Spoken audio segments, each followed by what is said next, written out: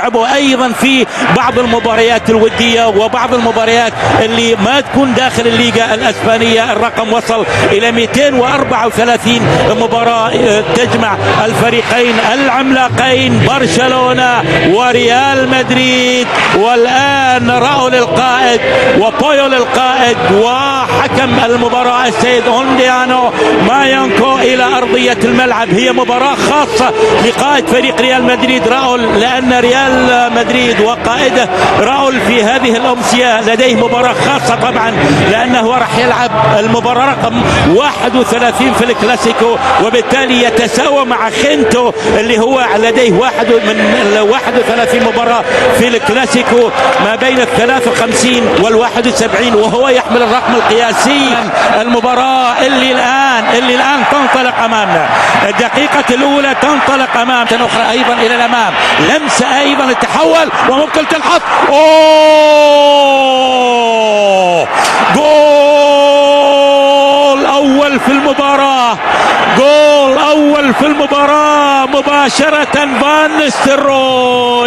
فان نيستلروي يتقدم. هي خطيرة كانت من البداية خطيرة، ووصلت إلى فان نيستلروي، وفان نيستلروي يأتي الآن ويسقط الثاني، يأتي الهدف الثاني. كرة سريعة إلى الأمام ولكنها تمر، وبالتالي إلى ضربة مرمى.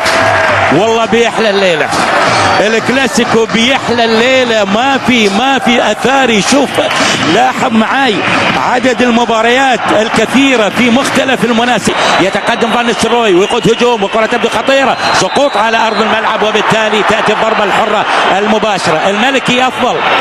الملكي أفضل عند دقيقة 9 على بداية المباراة. هذا هو حكمها السيد اونديانو مايونكو. سبق له أن أدار مباراة في الليغا كانت في فبراير من عام 2004، ولكن في تلك المباراة يفكر ويسدد في الزاوية اللي على يمين حارس المرمى فيكتور فالديز. رونالدينيو صامويل ايتو اخطر انفراد الآن تنحط في الجول.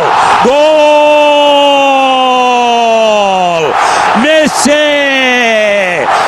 ليو ميسي ياتي ويسجل التعادل.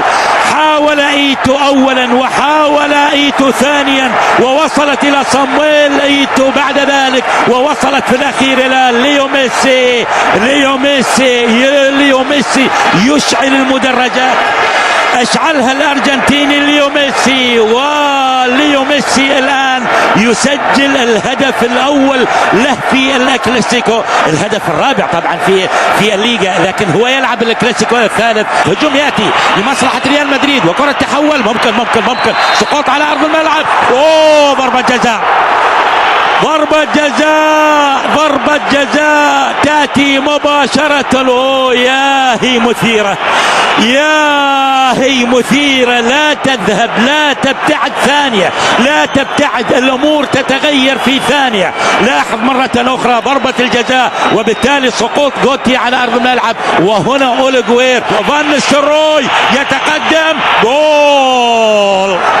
جول ثاني لمصلحة ريال مدريد في نفس الزاوية. هو اللي حط الجول الأول وهو اللي حط الجول الثاني، هو فان نيستلروي، ولكن هنا من ضربة جزاء، وبالتالي فان نيستلروي يسجل الهدف الثاني لمصلحة ريال مدريد.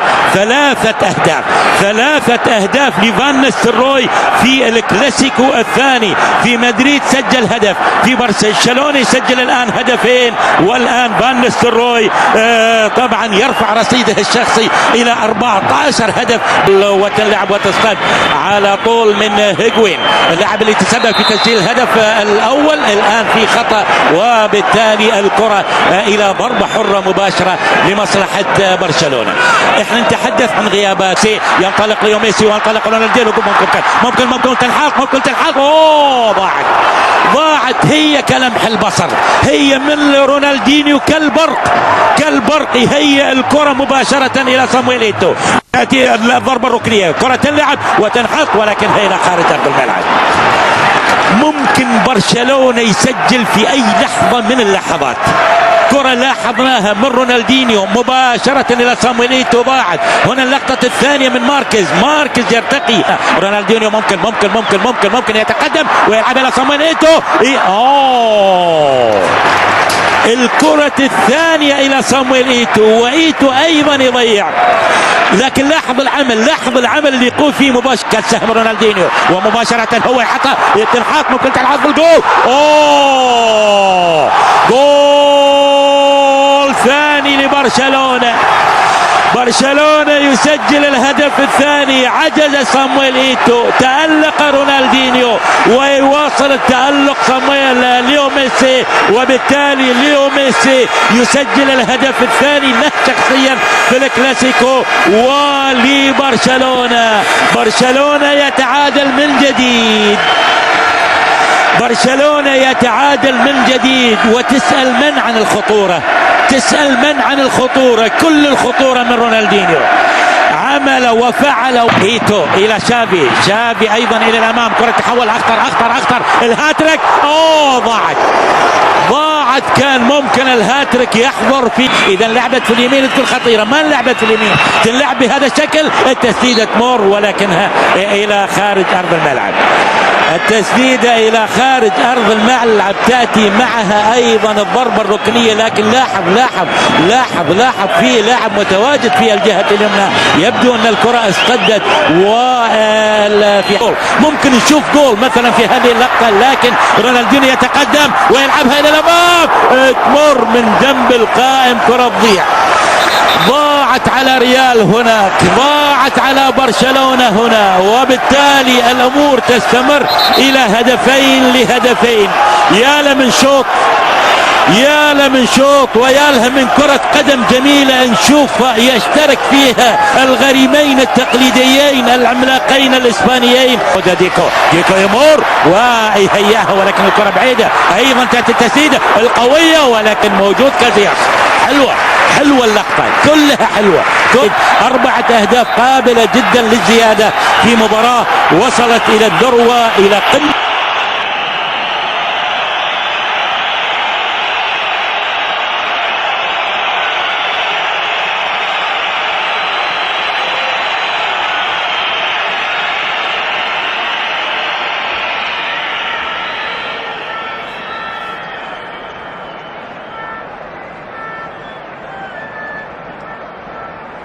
في كلاسيكو 1 أدار فاز برشلونة. الآن النتيجة اللي حاصلة أمامنا هي التعادل.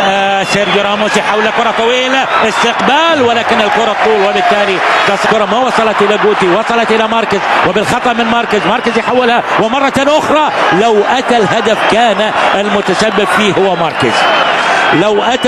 كان المتسبب هو وخطيرة. انفراد ممكن جول تنحط وسقوط على أرض الملعب. يا سلام يا فيكتور فالديز، لقطة جميلة. وفان نيستلروي يضيع فرصة من انفراد، وفابيو كابيلو راضي عن الأداء وبشكل جميل. فيكتور فالديز لقطة جميلة. راح الأمام. فان نيستلروي يتقدم وممكن يسدد ولكن يسدد أيضا فيكتور فالديز. نجاح آخر أيضا لفيكتور فالديز. فان نيستلروي جاد في إحراز الهاتريك. فان نيستلروي انفراد أول، وهنا التسديدة، ولكن الحقيقة فاد فيكتور فالديز لأنه هو الفريق الأفضل والأخطر، وهو الأخطر الآن. أيضا فيكتور فالديز وتسديدة أخرى، وريال مدريد جالس يضيع فرص. المباشرة الخطيرة جدا تلعب. علق سيرجيو راموس في المقص الأيمن. لا فيكتور فالديز ولا أي حارس. فيكتور فالديز أنقذ وعمل وصد الكرات، لكن هذه ما تصد، وبالتالي يأتي الهدف الثالث الآن لريال. الهدف الثالث يأتي لمصلحة ريال مدريد وبواسطة سيرجيو راموس. سيرجيو راموس اذا في الكلاسيكو الرابع ياتي ويسجل الهدف الشخصي. لكن لاحظ عن التعديل، هو بحث عن التعديل لما المتخلف بهدف. كرة خطيرة الى الامام، التسديده ولكنها الى خارج ارض الملعب. برشلونة كان متخلف بهدف، سجل هدف التعادل، تأخر بالهدف الثاني، سجل الهدف الثاني، الآن تأخر بالهدف الثالث. برشلونة من دوري الأبطال كانت لديه تصريحات، الآن حلوة اللقطة، حلوة وردة الفعل أيضا حلوة، تسديدة ماركيز وصدت أيضا كازياس، وبالتالي كازياس يحولها إلى ضربة ركنية لمصلحة برشلونة. لكن لاحظ مباشرة يسدد ماركيز، الكرة تحول صفوف ريال مدريد، كرة رونالدينيو خطيرة. أكيد أن التصفيق خلاص هذه العناصر اللي تدخل إلى أرض الملعب لا أعلم ما هو القصد، ولكن على العموم لدينا لاعب شابي في هذه اللقطة يأتي مثلا منها الحل. جوديونسون، الكرة تسقط أمام المرمى، ولكن في الأخير مقطوعة من المدافع. جوديونسون أدى عطاءات جيدة الحقيقة في وسجل هدف في مباراة بايرن ميونخ. وكازياس الآن يعاني من إصابة، قليل من الحالات السلبية حتى هذه المباراة. وهذا ليو ميسي، عملها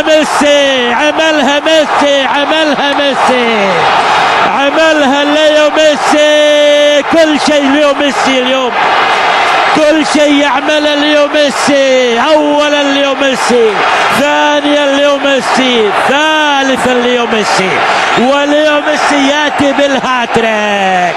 الهاتريك ما عجب فان نيستلروي، ياتي به الفتى الارجنتيني الرائع الشاب ليو ميسي، ياتي ويسجل 3 أهداف. هو لعب الكلاسيكو مرتين، اليوم الكلاسيكو رقم 3 وب3 أهداف في مرمى ريال مدريد. هذا الضائع، ورونالدينيو ايضا حاضر في الهدف الثالث، ورونالدينيو يتقدم، يسقط على ارض الملعب، المطالبه بضربه جزاء، ولكن هنا حكم المباراه يحتسب الخطا مع ابتسامه رونالدينيو والمطالبه الى صافره النهايه. شكرا ريال، شكرا برشلونة، والله الإثارة حاضرة من الصافرة الأولى إلى الصافرة الأخيرة. ليو ميسي المتألق بالهاتريك الذي يحرزه في مرمى ريال مدريد. فان نيستلروي هدفين، وإيفان هالجيرا اللاعب يعني في تصوري كان سبب في تسجيل هدف التعادل في الوقت القاتل. الفتى الذهبي ليو ميسي الأرجنتيني يسجل أولا ويسجل ثانيا ويسجل ثالثا، وبالتالي